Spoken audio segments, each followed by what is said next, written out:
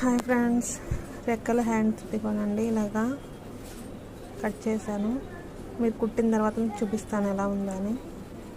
Double layer పెట్టి lining కుట్టాలండి. ఇదిగో lining, లోపల క్లాత్, పైన 3 లేయర్ క్లాత్ అన్నమాట. ఇదిగోనండి కుట్టేశాను. కుట్టిన తర్వాత ఇట్లా వచ్చింది.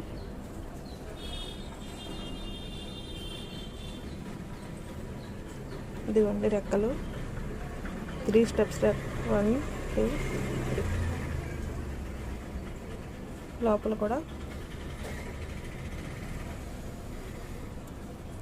ఇదిగోండి తాళ్ళు.